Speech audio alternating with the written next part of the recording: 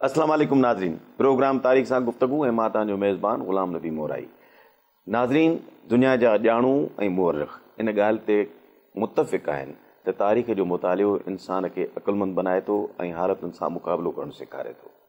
असांजो अॼु टियों प्रोग्राम आहे साईं मुबिल्ला शाह साहिब सां, ऐं अॼु असां हिन प्रोग्राम में कलोड़नि जे दौर खां पोइ जी सिंध ते ॻाल्हाईंदासीं।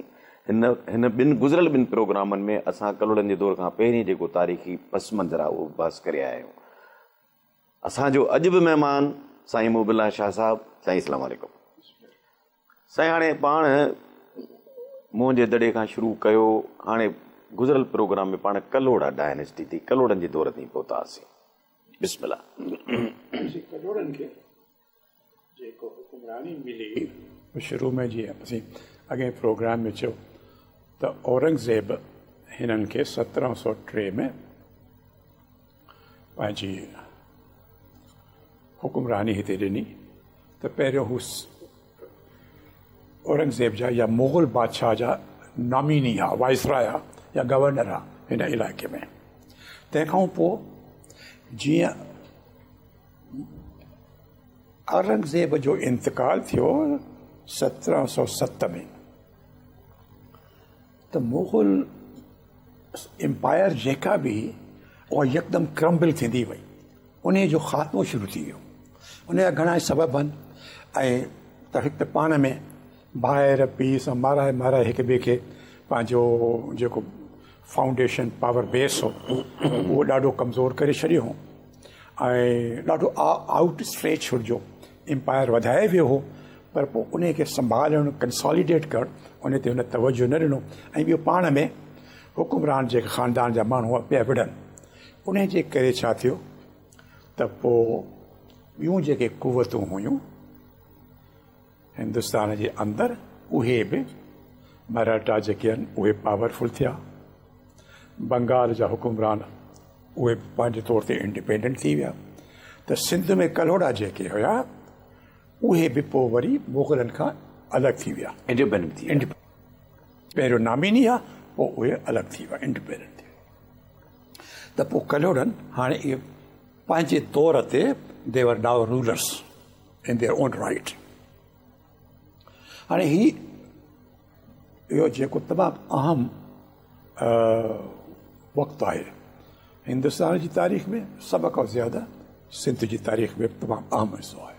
इलाही वाक़िया थिया जिन पंहिंजो असरु, इहो 250 साल थी विया, असरु उन्हनि मां किन ॻाल्हियुनि जो अञा ताईं उहो असरु उन जेको शुरू में थियो 250 साल खां पोइ बि उहो असरु अञा सिंध जे किन हालतुनि ते अञा बि आहे। हाणे थियो छा त जीअं मुग़ल बादशाह दिल्लीअ में कमज़ोर थी, त इहा ॻाल्हि आलम आश्कार थींदी वई।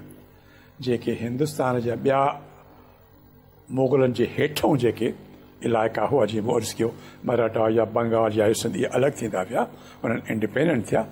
त ॿाहिरियां जेके हिंदुस्तान खां उन्हनि खे बि ख़बर पइजी वई त मुग़ल सल्तनत कमज़ोर थी वई, हाणे उहा एॾी ताक़तवर न आहे। पर हिंदुस्तान बशमूल सिंध जे, बशमूल पंजाब, बशमूल बंगाल, मैसूर, दखन, बम्बई, तमामु शाहूकार इलाइक़ो हो। एतिरे क़दुरु शाहूकार हुयो जो सॼी दुनिया जो ग्लोबल जेका GDP हुई, सॼी दुनिया जी जेका दौलत हुई, उन जो चौथों हिसो सिर्फ़ु हिंदुस्तान जे अंदरि हो।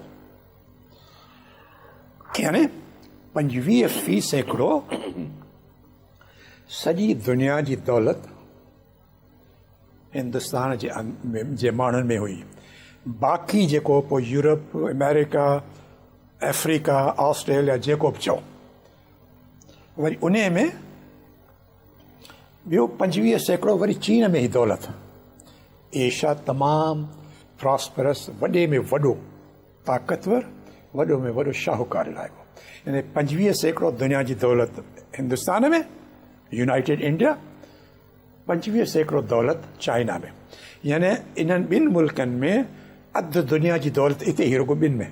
त हाणे जॾहिं इहा ख़बर पई ॿियनि खे बि त हेॾी दौलत हिते पई आहे दुनिया जी, ऐं हे त हिननि खे कंट्रोल करण वारो को हुकुमरान ताक़त वारो रहियो ई कोन्हे हाणे त औरंगज़ेब खां पोइ। आख़िरी बहादुर शाह ज़फ़र मुग़लनि जो हुनजो हाल त असीं 1707 में जीअं इंतकाल थियो औरंगज़ेब जो ऐं पोइ हुननि जे औलाद में झगड़ा थिया हिक ॿिए ते ऐं जीअं ख़बर पइजी वई माण्हुनि खे या ॿियनि हुकुमराननि खे त हाणे हिननि में ताक़त कोन्हे त अंदरियां अलॻि थी विया।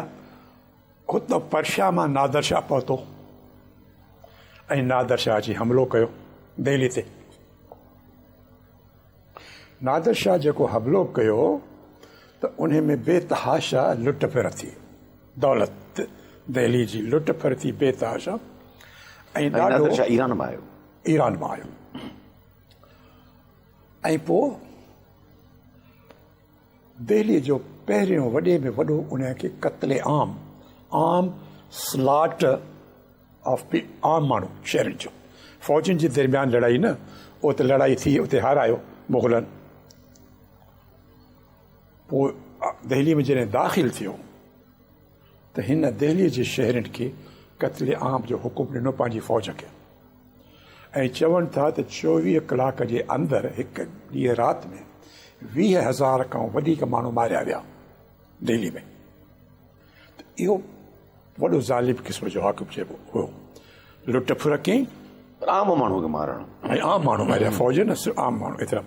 ऐं हितां दिल्लीअ मां जेको ॿियनि दौलतुनि सां गॾु कोहनूर हीरो जेको हो उहो पाण सां खणी वियो ईरान, ॿी दौलत जेका आहे उहो बि खणी वियो। वरी बि उहो वरी हमला कई त सिंध में बि 1739 में हिन हमिलो कयो। नादिर शाह दिल्लीअ वेंदे त पहिरियों धचको करोड़नि खे लॻो इन जो, पर नादिर छाकाणि जो वञी वरी हलियो वियो त उहो परमानेंट धचको एॾो हिननि खे न लॻो, पर पहिरियों लॻो हुयो। नादिर वरी बि आयो 2 दफ़ा ॿिया। त इहो हाल नादिर शाह जी फ़ौज में हिकिड़ो ऑफिसर हो अहमद शाह अब्दाली, उहो नादिर शाह जी फ़ौज में मुलाज़िम हुयो। हाणे उहो जॾहिं नादिर शाह दिल्लीअ ते हमिलो करणु वियो त हे उन जी फ़ौज में शामिल हो।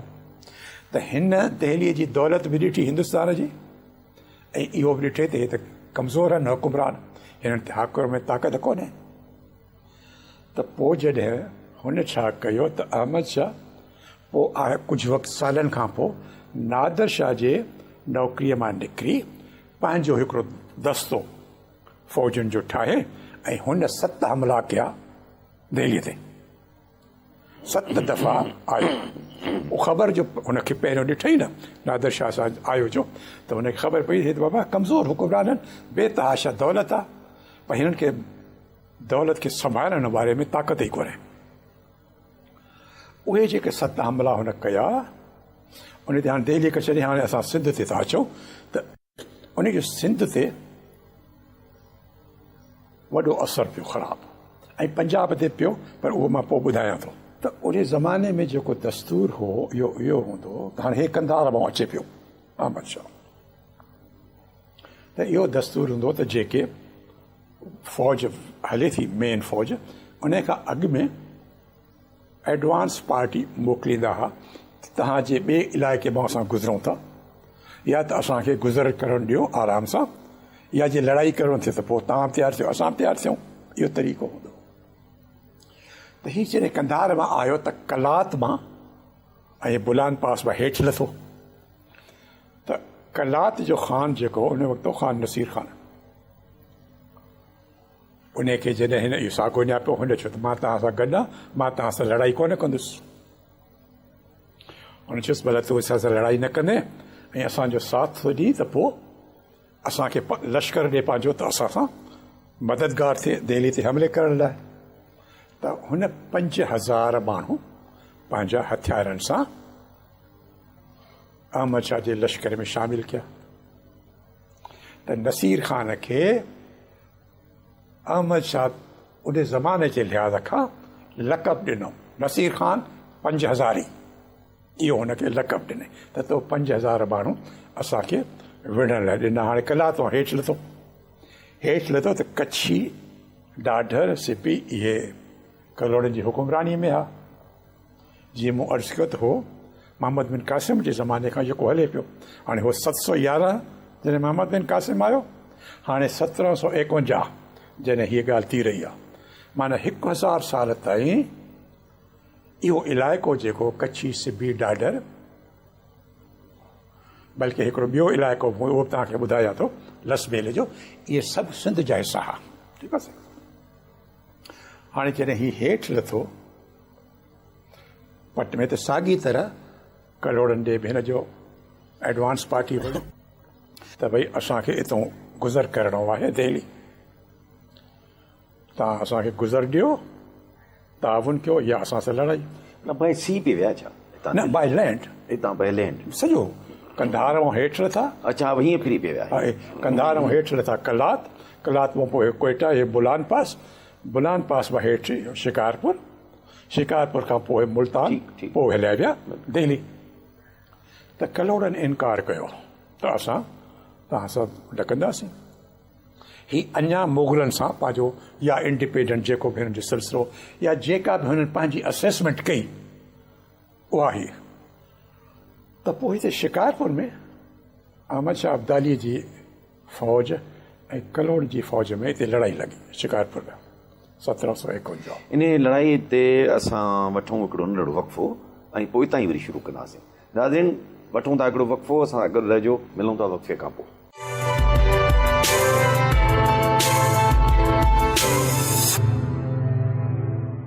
Welcome back. गुफ़्तगू जो सिलसिलो जारी। जी क़िबला, हाणे ॻाल्हि पे तव्हां कई त अहमद शाह अब्दाली जो लश्कर ऐं कलोड़नि जे लश्कर जे विच में शिकारपुर में जंग लॻी। हाणे इहा सिंध जे तारीख़ में ॿियूं बि घणियूं इवेंट्स आहिनि, पर सिंध जे तारीख़ में इहा तमामु अहम क़िस्म जी लड़ाई हुई, जंहिं सिंध जी जोग्राफी खे, इकोनॉमी खे, सियासत खे घणो मुतासिर कयो आहे, नुक़सानु पहुतो ॾाढो। शिकारपुर जी जेका लड़ाई थी इन में कलोड़नि जी फ़ौज खे वॾी शिकस्त आई। शिकस्त जॾहिं आई, और हिकु त इहो ॻाल्हि थी त पोइ राति जे ऊंदाहीअ में जेकी कुझु हुनजे वफ़ादार सिपाही हुआ ऐं कुझु मर्द खे मारिया विया, प्लस ॿियूं जेके फ़ौजियूं मारियूं वियूं या हुननि जी जेके कोर्ट जा माण्हू हुआ मारिया विया। पर उन्हनि जे ख़ानदान मां हिकु नौजवान छोकिरो, कुल हुन जी उमिरि ई 12 साल, उहो ऐं हुन जूं के ख़ानदान जूं औरतूं ऐं जेके वफ़ादार कुझु सिपाही हुया चंद, उहे मिली ऐं राति जे ऊंदाहीअ में शिकारपुर मां डिफीट खां पोइ निकिरी जान बचाइण जे लाइ मीरपुर माथेरे खां पोइ हीउ जेको डेज़र्ट आहे चौलिस्तान जो, इन डेज़र्ट में हलिया विया पनाह जे लाइ सिक्योरिटी। हिकिड़ी त इहा ॻाल्हि, हाणे वरी खणंदासीं इन खे पोइ। ॿियो हिन छा कयो त हिते जॾहिं हिन शिकस्त ॾिनी कलोड़नि खे, त पोइ कलोड़ा या सिंध जी हुकुमरानीअ जा जेके इलाइक़ा शिकारपुर खां मथे हुया, सिबी, ॾाढर, कच्छी, नसीराबाद, झटपट, ओस्ता मोहम्मद, इहे सभु सिंध जी हुकुमरानीअ खां कढी कलात जे ख़ान नसीर ख़ान खे ॾिनई। त हाणे कलात जो हिसो हुन वफ़ादारी कई, हिन उन जो हुनखे इनाम ॾिनो त हितां खसे, इहो हुनखे ॾिनई। हलियो वियो दिल्लीअ ते वञी हुन ताराज कयो, वरी मोटी वियो पूछो, 7 दफ़ा हुन हमला कया। दफ़ो हुन पंजाब मां बि वियो ऐं लाहौर ते हुन अटैक कयो। हुन ज़माने में जीअं हिते सिख हुकुमरान हो ऐं हिते हा कलोड़ा, त पंजाब में सिख हुकुमरान हूंदा, पर पंजाब हिकु सूबो न हूंदो हो उन वक़्त में। ज़रूरी ॻाल्हि अथव, पंजाब जो विरहायल हूंदो हो करम 11 नंढियूं रियासतूं हूंदियूं। 11 नंढियूं रियासतूं हूंदियूं, का यूनाइटेड हिकु हुकूमत न ही जेका चइजे त पंजाब जी हुकुमरान। जीअं हिते सिंध में हुकुमरानी हिकिड़ी मोहम्मद बिन क़ासिम खां वठी या उन खां अॻु में या जॾहिं सूमरा हुआ या समा हुआ या कलोड़ा सिंध जा हुकुमरान हुआ। पंजाब में 11 नंढियूं प्रिंसिपैलिटीज़, फीफडम्स, नंढियूं रियासतूं, अमीराऊं उहे हूंदियूं। उन मां पंजाब जे कुझु हिसे खे बि वरी कब्ज़ो करे हुन पंहिंजे हुकुमरानीअ में जेका अब्दाली जी पंहिंजी हुकुम उन मां हुन अफ़गानिस्तान में शामिल करे छॾियो हलियो वियो। त ही हुनखे ॾंड भरींदा हुआ, ॾनु जेको चइजे, या ट्रिब्यूट पैसे हुनखे ॾींदा हुआ कलोड़ा बि, तंहिंखां पोइ टालपुर बि, ऐं हो पंहिंजो पंजाब जा जेके हुआसीं। अहमद शाह अब्दाली ज़ोरावर ताक़तवर हुकुमरान हो, पर 1783 में उनजो इंतकाल थियो। त 1783 में सिंध में टालपुरनि कलोड़नि खां हुकूमत खसी। हिते टालपुर हुकुमरान, टालपुर उन कलोड़नि टालपुरनि खे पंहिंजो फ़ौजी करे इस्तेमालु पियो, फ़ौजी सिपाही करे हिनखे आंदो हो पंहिंजी ताक़त खे मज़बूत करण जे लाइ। पोइ हिनखे इहे जेके ॿ धक लॻा न वॾा, हिकु त नादर शाह आयो 1739 में, उहा हुकुमरान इहा कलोड़नि जी, त उन्हनि खे धकु लॻो। उन खां पोइ 1743 में लसमेर जो ॼाम जेको हुयो, उन चयो बाबा मां हाणे आज़ादु आहियां तव्हां खां, सिंध खां। इहो बि समा खां, समा ॼाम आहे न, उन खां वठी उन खां मग में, पर जीअं समा ॿिया ॼाम हुकुमरान आहे, हे बि उन ख़ानदान जो हो ऐं सिंध जो हिसो रहियो हो मोहम्मद बिन कासिम या उन खां अॻु में। त 1739 में नादर हिननि खे धकु हयो, हिते शिकस्त ॾिनई, त हुन मुनासिब वक़्तु सम्झो त 1743 में हुन पाण खे चयो त बाबा मां हाणे इंडिपेंडेंट आहियां, कलोड़नि जी हुकुमरानी में न आहियां। वरी 1751 में जॾहिं अहमद शाह हिननि खे धकु ॾिनो, वरी कलोड़नि खे शिकारपुर वारी शिकस्त में, त पोइ इहो झटपट नसीराबाद, उस्ता महमद, सिपी, कच्छी, डाडर इहे बि सिंध खां निकिरी खान ऑफ कलात ॾे विया, हो ॼाम लसमेरे ॾे हलिया विया। हाणे वरी था अचो त जॾहिं 1783 में अहमद शाह अब्दाली जो कंधार में इंतकाल थियो, त उन खां पोइ उन जी औलाद एतिरो क़ाबिल कोन थी, अक्सर थींदो आहे। त जॾहिं हुन जी औलाद में उहो अफ़ाल न थियो, त पोइ वरी 2-3 ॿियूं हालतूं पैदा थियूं। उहे सिंध में न थियूं, पर पंजाब में थी वियूं। पंजाब जो कुझु हिसो हुन, जीअं सिंध जो हिसो काटियो हुई, पंजाब जो कुझु हिसो काटियो हुन पंहिंजी हुकूमत में बल्कि शामिल कयो। जॾहिं अब्दाली जी हुकूमत कमज़ोर थी अहमद शाह खां पोइ, त सिखनि पाण खे गॾु कयो अंडर द लीडरशिप ऑफ, हाणे रणजीत सिंह जवान थी वियो हुजे, उन वक़्त में नंढो ॿार हो 10-12 सालनि जो, हाणे हू वॾो थी वियो। ऐं पोइ इहे 11 जेके नंढियूं प्रिंसिपैलिटीज़ या फीफडम्स हुयूं, उन्हनि खे हुन लड़ाई ज़ोर सां गॾु कयो पंहिंजो पंजाब जी पहिरियों यूनाइटेड गवर्नमेंट रणजीत सिंह ठाही, उन खां अॻु में कोन हूंदी हुई। ऐं पोइ रणजीत सिंह हिकिड़ी ॿी ॻाल्हि कई, जेका न कलोड़नि कई न टालपुरनि बाद में कई। रणजीत सिंह छा कयो, ऐं इहो कलोड़नि ऐं टालपुर जी वॾी कमज़ोरी ऐं हुननि जे शिकस्त जेका बाद में बि कलोड़नि खे बि उन जो सबबु। रणजीत सिंह छा कयो त अंग्रेज़नि खां समझदार माण्हू रूलर हुयो, तमामु क़ाबिल, तमामु समझदार। हुन ॾिसो त असांजो जेके हिंदुस्तान जा राजा महाराजा या बादशाह या एम्परर मुग़ल हुजे या क्या, त असांजी चई वॾी हिननि जी कमज़ोरी इहा आहे त ही जेके रियासतूं हूंदियूं हुयूं या बादशाहियूं हूंदियूं हुयूं, इन्हनि वटि को रेग्युलर स्टैंडिंग प्रोफेशनल आर्मी कोन हूंदी हुई। हिननि वटि ईअं हूंदो हो, छा हिनखे चइजे, फ्यूडलिज़म चइजे, वॾेरा शाही चइजे, नवाब शाही चइजे, त जेको अमीर हूंदो हो, बंगाल जो अमीर थियो मसलन, या अवध जो थियो, या पंजाब जो, या सिंध जो, या कंहिं ॿिए इलाइक़े जो, त जेको बादशाह सलामत हूंदो, उहो जंहिं ट्राइब मां या जंहिं इलाइक़े मां हूंदो हो, कुझु उन जा माण्हू पंहिंजे प्रोटेक्शन वग़ैरह लाइ हेॾां होॾां ऐं पंहिंजो टैक्स वग़ैरह वसूल करण लाइ रखंदा हुआ या थोरी घणी जेको बॉर्डर हूंदी हुई उन खे। पर रेगुलर स्टैंडिंग प्रोफेशनल आर्मी जंहिंखे तरबियत हुजे उहो रंजीत सिंह रखी। उहो रंजीत सिंह अंग्रेज़नि खां सिखियो त अंग्रेज़नि कयो, अंग्रेज़नि वटि हुयो। हमेशह इहो थींदो हो त चाहे त प्रोफेशनल आर्मी जंहिंजो धंधो ई इहो आहे, उहे ट्रेनिंग वठंदा आहिनि सॼो वक़्तु, ट्रेनिंग वठंदा, इक्विपमेंट हलाइणु सिखंदा, डिसिप्लिन हूंदो।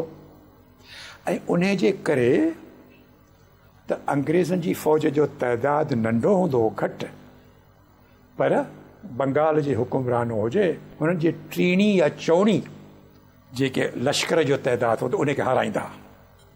डिसिप्लिन ऐं ट्रेनिंग ऐं प्रोफेशनलिज़म।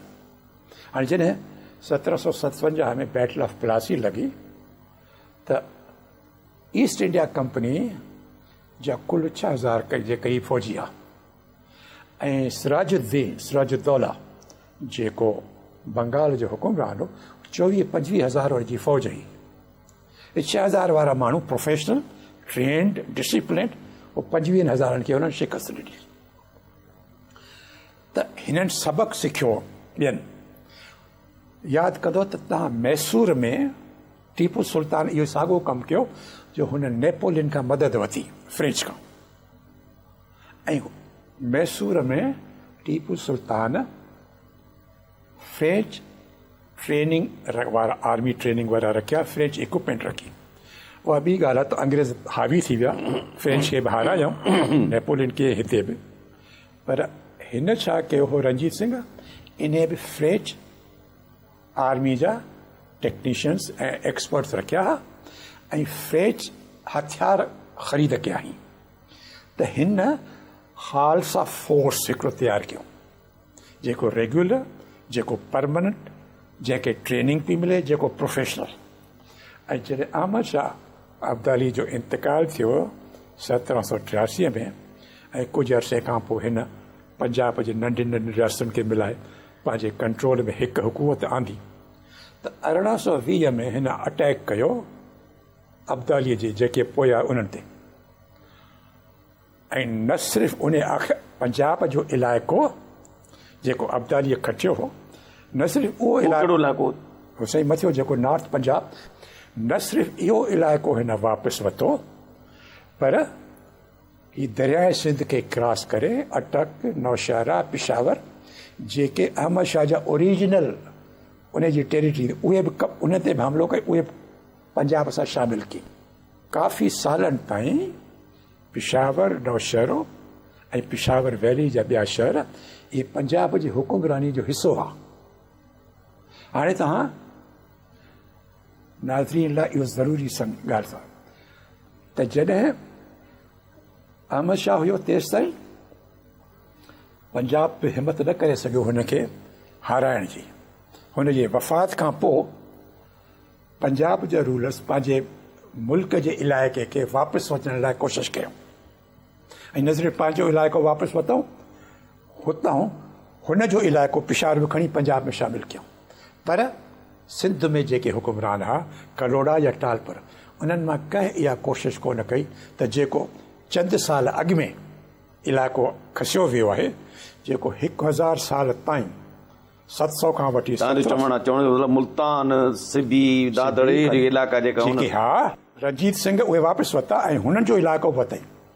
असांजे कंहिं हुकुमरान इहो कोन वरितो, न को कोशिशि कयूं, न को का तयारी कयूं।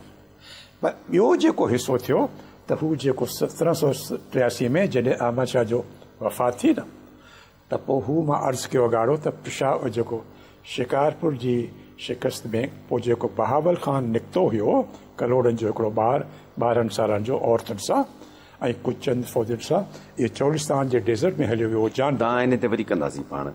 नाज़रीन वठूं था हिकिड़ो वक़फ़ो ऐं मिलूं था वक़फ़े खां पोइ।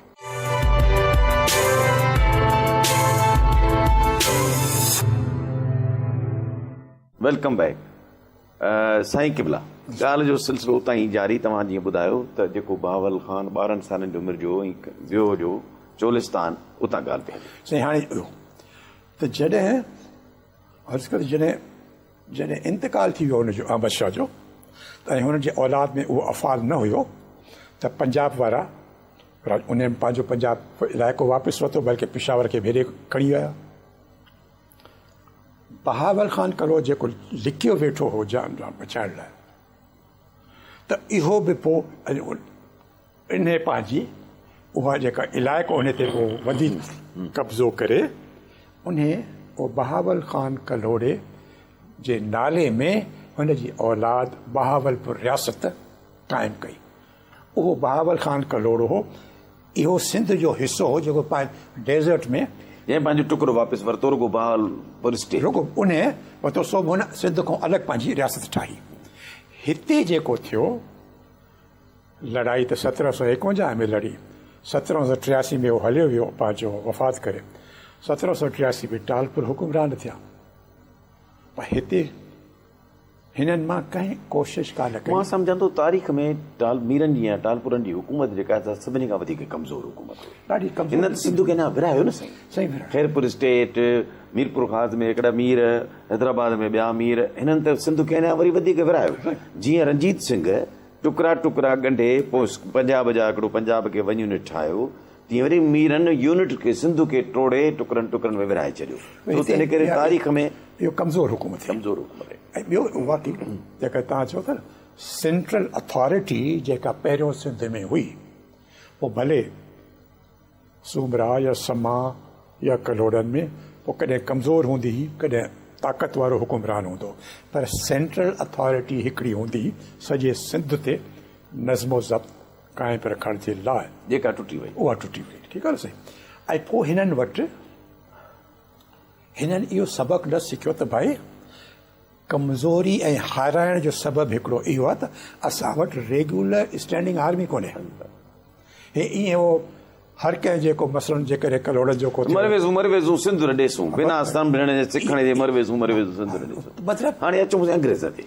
हाणे अचे था मतिलबु हाणे मुंहिंजे ख़्याल में हिननि जो खोड़ ज़िक्र कयो अथऊं असां हिननि इहो छा आहे इन करे ज़रूरी आहे इहे नक्श जेके थिया न इहा जेका टेरिटरी सिंध 1751 में विञाए वेठी पंजाब बि विञाई पर पंजाब वापसि वरिती सिंध जे हुकुमराननि में इहा अहलियत कोन आई ताक़त जो वापसि वठी सघनि ईअं न साईं ॿियो ऐं हो हुन त अहमद शाह अब्दालीअ जे औलाद खां वापसि वरिती न हिते अहमद शाह त न हो त ख़ान ऑफ कलात हो उहो सिंध जे हुकुमरान खां त कमज़ोर हुयो कलात जी रियासत न पर हिननि जॾहिं पंहिंजी जेको सूबो हो उनखे टुकड़ा टुकड़ा करे छॾियो उन्हनि मां एक्सपेक्ट छा कयो इहो सम्झण जी ज़रूरत आहे। ॿुधो अर्ज़ु ॿुधो जेकॾहिं हिन में को ख़ासि एक्सप्लेनेशन आहे त कयूं न त अचूं अंग्रेज़ ते अॻियां वधूं अच्छा इहो आहे ॿियो त उन वक़्त में इहा टेरिटरी हुई जेका अॼु ताईं वरी वापसि न आई जेतोणीकि ज़ुबान कल्चर इकोनॉमी जे लिहाज़ सां इहे इलाइक़ा सिंध जो 1000 साल हिसो रहिया आहिनि अहिड़ी तरह लसबेला बि उते बि सिंधी ज़ुबान सिंधी कल्चर इकोनॉमी वाबस्ता आई बल्कि जॾहिं जाम लसबेला पाकिस्तान सां इलाक़ जो डॉक्यूमेंट 1947 में शामिलु कयो कयईं उन में ख़ासि ॼाणाए थो पंहिंजे एक्सेशन डॉक्यूमेंट में त असांजो सिंध जे माण्हुनि सां हिस्टोरिकल तालुक़ रखियो आहे सिंध पाकिस्तान जो हिसो आहे असां पाकिस्तान में शामिलु था थियूं उहो रेफरेंस हो न ॿियो कंहिं सां न ॾिनो आहे सिंध सां ॾिनो आहे हाणे इहो जेको हिते इहो थियो साॻे वक़्त में जीअं मूं अर्ज़ु कयो त 1757 हाणे 1751 में हीअ शिकारपुर जी लड़ाई 1757 में बैटल ऑफ प्लासी लॻी ईस्ट इंडिया कंपनी बंगाल जो हुकुमरान थी वई सिराजुद्दौला खे शिकस्त ॾेई त 1757 खां पोइ जॾहिं उहो बादशाह हुकुमरान थी विया त हुननि पाण खे फैलायो हाणे इहो बि औरंगज़ेब जे वफ़ात खां पोइ जीअं मुग़ल एम्पायर घटि कमज़ोर थींदी वई त इन्हनि खे बि परवानो या लाइसेंस मुग़ल ॾिनो हो ईस्ट इंडिया कंपनी खे त तव्हांखे परमिशन आहे हिते तिजारत करण जी पोइ एतिरो ताक़तवर थिया ऐं जीअं मुग़ल एम्पायर घटिबी वई त हिननि पंहिंजी फ़ौज रखणु शुरू कई प्राइवेट ट्रेडिंग कंपनी पंहिंजी फ़ौज रखी ऐं पोइ उहे एतिरे क़दुरु जो जॾहिं सिंध ते हिननि हमिलो कयो 1843 त उन वक़्त में ईस्ट इंडिया कंपनी हुकूमत अञा न ही बरतानिया जी ईस्ट इंडिया कंपनी जूं 3 आर्मीज़ हूंदियूं अलॻि कलकत्ता आर्मी अलॻि हूंदी हुई अच्छा मद्रास आर्मी अलॻि हूंदी हुई बम्बई आर्मी अलॻि हूंदी हुई 3 आर्मीज़ हूंदियूं कंपनी जो मुलाज़िम हूंदियूं हुयूं उहो त 1857 खां पोइ बरतानिया हुकूमत कब्ज़ो कयो ऐं ईस्ट इंडिया कंपनी ख़तमु थी पर तेसि ताईं 1807 इहे 3 फ़ौजूं कंपनी तनख़्वाहूं ॾियनि ऑफिसर जनरल लेवल ताईं अंग्रेज़ हुकुमरान हूंदा जनरल्स इन ईस्ट इंडिया कंपनी जा मुलाज़िम हूंदा अर्ज़ु करण जो ॿियो इहो मक़सदु आहे त जेतोणीक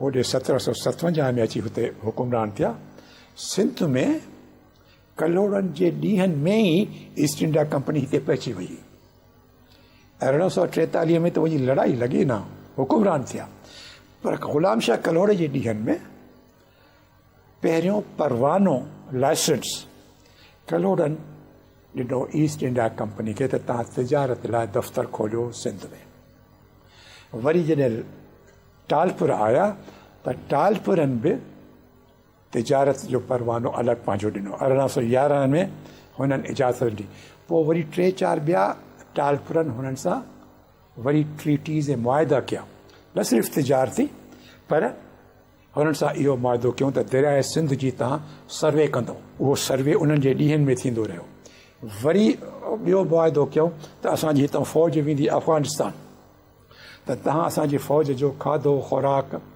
घोड़ा इहे उहो ख़र्चु तव्हां बर्दाश्त कंदव त इहे एॾी कमज़ोर हुकूमत हुई जो जेका फरमाइश ईस्ट इंडिया कंपनी कंदी हुई सिंध हुकूमत उन वक़्तु हाणे टालपुरी थिया इन पोज़ीशन में हुई कोन जो हुनजी मामूली ख़्वाहिश खे बि इनकार करे सघे 1843 में त का ॻाल्हि ई कोन्हे न ऐं उहो साॻी मुक़ाबिलो छाजो हो अंग्रेज़नि जी फ़ौज जेका डिसिप्लिन्ड हुई प्रोफेशनल हुई ट्रेंड हुई ऐं हेॾां जेके ॻोठाणा माण्हू उहो फलाणे अनट्रेंड माण्हू ठीकु आहे न साईं अनट्रेंड अनप्रोफेशनल उहे पुराणा हथियार केतिरो बि तादाद हुजे पर सिखियल त सिखियल त उहो इन जे करे उहो मियाणीअ में या दुबे जी जेकी लड़ाई आसां हिकिड़े ॾींहं में फ़ैसिलो थी वियो ठीकु आहे साईं त पोइ हिते अंग्रेज़ अची वियो अची 1843 में अंग्रेज़ अची वियो ठीकु आहे साईं हाणे हिते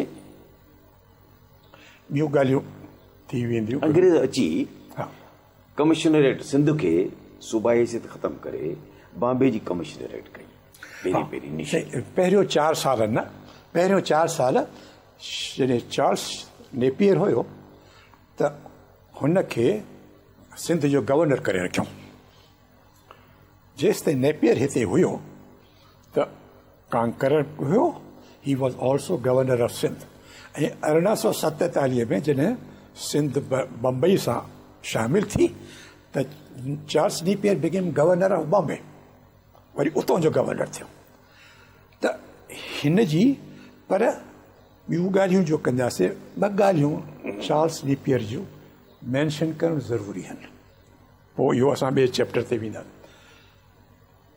असां वटि हुकुमराननि जो इहो जेको हलनि था न फलाणो हुकुमरान समा सुमरान को कलोड़ा टालपुर इहे हुकुमराननि जो दास्तान माण्हुनि सां छा हूंदो हो हेठि काई ख़बर कोन हूंदी सिंध में 1843 जॾहिं अंग्रेज़ आया त उन खां अॻु में हिते स्लेवरी हूंदी हुई ऐं सतीअ जी रस्म हूंदी हुई हिंदुनि में जिते ज़ाल खे जॾहिं मर्द मरी वेंदो हो मुड़ुसु त ज़ाल खे उन सां गॾु साड़ींदा हुआ हिंदू उहे कंदा ऐं मुस्लमान जेके अमीर हुआ पोइ टालपुर हुजनि या ॿिया जेके चङा वॾा माण्हू उहे स्लेव्स रखंदा ग़ुलाम रखंदा पहिरियों कमु जेको चार्ल्स नेपियर कयो फतेह करण खां पोइ इहे ॿिन्ही खे ग़ैर क़ानून ठाहे बंदि छॾियईं ऐं ॿिन्ही झगड़ो कयो मुस्लमाननि जो वफ़द रॾे वियो त भई तूं हे छा थो करे हे त असांजी सदियुनि खां असांजी इहा आहे हले थी तूं असांजे आराम हे इनखे डिस्टर्ब न कर हुन चयो असां वटि इहा ग़ैर क़ानूनी आहे तव्हां कंदो त मां जेकॾहिं आज़ादु न आहिनि त तव्हां खे मां जेल में विझंदुसि वरी हिंदू विया त भई सती जेका आहे उहा असांजी मज़हबी या असांजो सोशल कस्टम आहे सदियुनि खां, इहो तूं हुकुमरानी भले कर, इहो असांजे सोशल कस्टम्स खे छो थो इहो ईअं ख़राबु न कर। उन्हनि चयो भई तव्हांजो कस्टम आहे त असांजो कस्टम ऐं कानून इहो आहे त ज़िंदा माण्हूअ खे जेकॾहिं मारींदो त उन खे मां हैंग कंदुसि, क़त्ल। ठीकु आहे न साईं। सोची हो जॾहिं ज़िद कयो तॾहिं बि चई चङो तव्हां हीअं था कयो, जेकॾहिं तव्हां ॻाल्हि नथा मञो त जिते सतीअ जो रस्म तव्हां कंदो त उन गेट जे ॿाहिरां मां फाहीअ जी घाट ठाहींदुसि। हिते तव्हां सतीअ जी रस्म पूरी कयो, माईअ खे ज़ाल खे साड़ियो, हितां ॿाहिरि निकिरंदो त जेके माण्हू शामिल हूंदा उन्हनि खे मां फाही लॻाईंदुसि। इहो कमिटेड मर्डर। तव्हां पंहिंजो कस्टम हलायो, मां पंहिंजो थो हलायां, कानून थो हलायां, तव्हांखे फाही। अहिड़ो भउ ॾिनई, उहा स्लेवरी बि सिंध में ख़तमु थी, सती रक़म बि ख़तमु थी। हाणे प्रोग्राम जो दौरानिया ख़तमु थियो, वक़्तु ख़तमु थियो। तव्हांजी महिरबानी। वरी बि ज़ाहिर आहे असांजो प्रोग्राम जारी रहंदो। नाज़रीन, तव्हांजी वॾी महिरबानी। ऐं हीउ प्रोग्राम असांजो अंग्रेज़नि जे दौर ताईं पहुतो आहे। साईं केतिरी ॼाण आहे जो असां त अॻियां धिकण जी कोशिशि था कयूं, पर साईं वटि जेको अकुल जो इल्म जो समुंड आहे उहो अञा मुकमिल थिए। ऐं प्रोग्राम ओसि ताईं मुकमिल कोन थींदो असांजो तारीख़ सां गुफ़्तगू साईं मुबिल्ला शाह साहिब सां, जेसि ताईं असां हिनखे साईं जी पूरी ॼाण कोशिशि कंदासीं, उन मां जेतिरो हिसो वठी सघियासीं। तव्हांजी वॾी महिरबानी।